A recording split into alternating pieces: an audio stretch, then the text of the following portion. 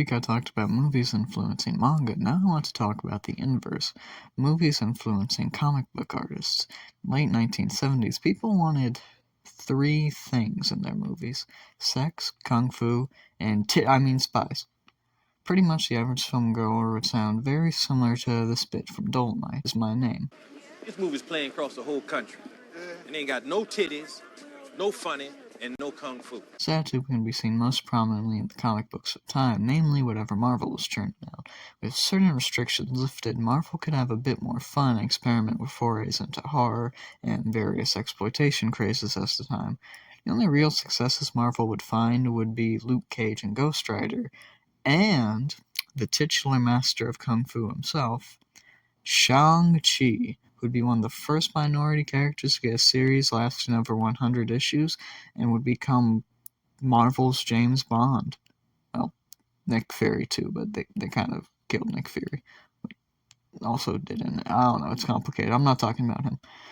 Now, for some background, at this time, Marvel was experimenting with intellectual properties, launching multiple series starring characters they didn't typically own, such as Godzilla, various Japanese robot shows, and Star Wars into their own comics and titles, which would typically see said characters running into the Marvel Universe, or creating brand new characters within those titles that Marvel would own, creating all sorts of legal bullshit that I don't want to talk about. One of these IPs being Fu Manchu, a villainous doctor from a series of pulp adventure novels crafted by Sax Rohmer from the fucking 1910s. Whilst very popular at that time, the stories fell into being considered quaint thanks to the numerous rip-offs, spin-offs, and parodies of the characters. But with recent films such as The Five Fingers of Death, the burgeoning James Bond franchise, and much, much more cramming the silver screen, Marvel figured they needed to cash in on the trends using this character, but ran into an obstacle. Books starring villains didn't really sell well, and Fu Manchu is the opposite of a physical threat, so there goes their kung fu angle. So to avoid these issues, writer Doug Moench did the only thing he could and gave Fu Manchu a son. That son would be Shang-Chi. Something that really helps Shang-Chi stand out from other popular comic books at the time is that whilst the artists did keep shifting, Doug Moench stayed from the beginning to the end, keeping the book from ever really having down periods like other Marvel books at the time. Fuck you, Gary Conway. It feels more akin to a manga with one ever-progressing story with highs and lows before reaching a conclusion. If I were to best describe the story of Shang-Chi, it would be Bond meets Bruce Lee. With Shang-Chi, after coming to terms that his father Fu Manchu is one of the most evil men to ever walk the earth, he joins up with MI6 under tutelage of Sir Nyland Smith and embarks on games of death and deceit, quote-unquote, to stop his father and various other villains. I think what I like about the series stems entirely from its protagonist. Shang is very different from a lot of other Marvel characters at the time. Granted, he still has the trademark internal torment that all Marvel characters got, but he's much more of a pacifist in nature, actively detesting violence and seeking the perfect opportunity to permanently abandon his adventuring lifestyle as opposed to believing it's his responsibility to continue in it. Doug writes a majority of the series with Shang narrating in the first person. It works really well to set it apart from other Marvel titles because we're never not directly seeing how whatever shocking twist or battle Doug crafts affects Shang's mental state. There's this really great moment around issue 70 where after a single issue of peace, Shang almost has a breakdown when he has to return to the ways of violence and death that are part of the spy life that he's become a part of. Let me tell you, the phrase games of death and deceit will be etched into your mind by the time you're done reading this story. Shang also has a super fun supporting cast, aside from Fu Manchu, who's one of my all-time favorite villains. There's Nyland Smith, a man broken by his various fights against Fu Manchu, yet being unable to leave the quote-unquote game that is espionage. Blackjack Tar, a rough-and-tumble mercenary, fiercely loyal to Nyland, but a little more brutish and unthinking. Like a Wu, Shang's love interest, a more independent take on the Bond girl and harboring her own personal insecurities that set her apart from a lot of other love interests and the type of characters she was inspired by. And my favorite, Clive Reston, a womanizing one-liner spewing secret agent whose grandfather was Sherlock Holmes and his father was James Bond. course, those are all implied rather than stated to avoid even more legal issues down the line.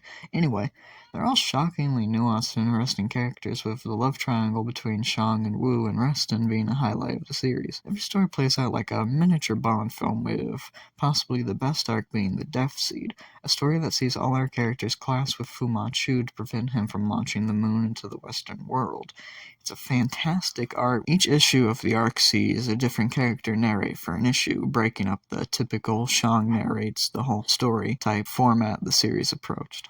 You even get to see Fu Manchu's inner thoughts at a point, and it's very interesting and compelling. Another part of it hinges on Fu Manchu's insane plots.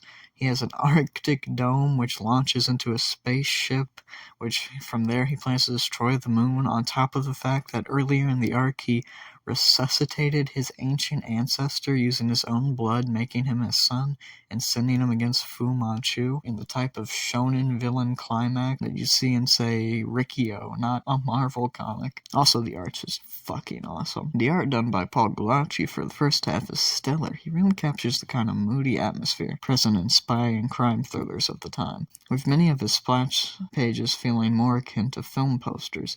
He's excellent drawing musculature as well, lending a real sense of energy to the fights, which are typically far better paneled than other Marvel books at the time, which typically followed the format of, oh, here's characters about to punch in this panel, then you get big impact panel where you don't see anything, but there's a lot of speed lines and a color, and here's some panels of a bunch of bullshit happening that's hard to decipher. And did I ever mention how much I hate the 1970s Fantastic Four run?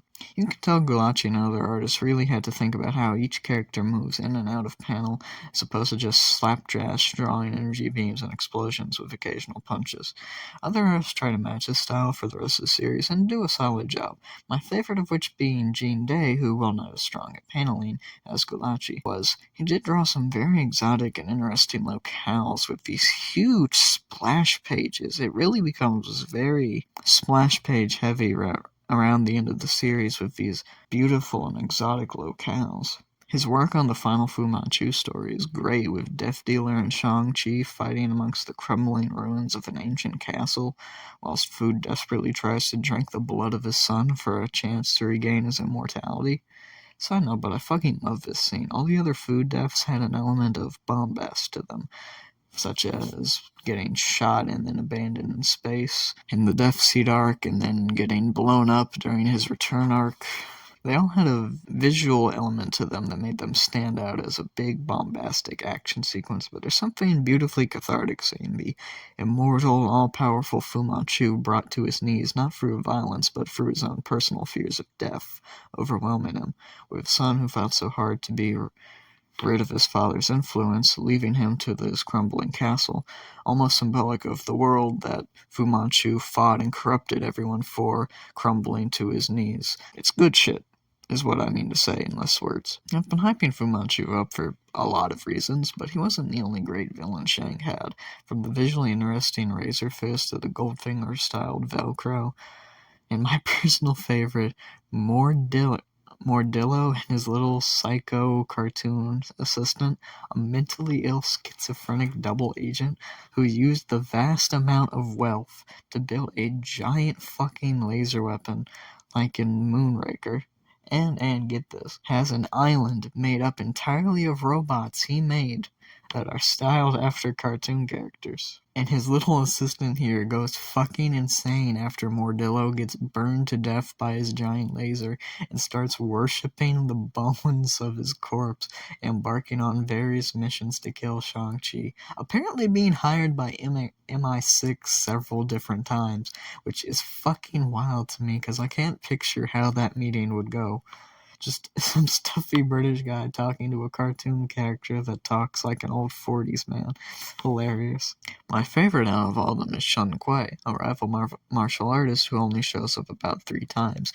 Each time is sort of a little character growth test for Shang. As his first encounter, Shang boldly announces, I would've got my ass beat.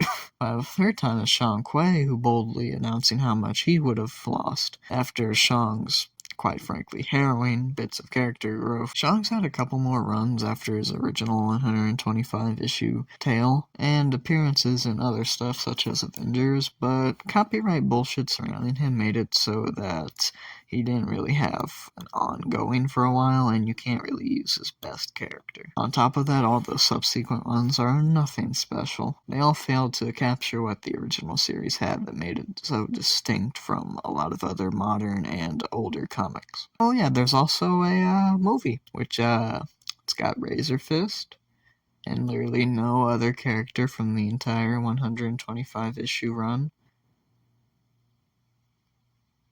And there's an annoying lady. And Shang-Chi makes bad quips, even though a defining aspect of his character said he hates quips.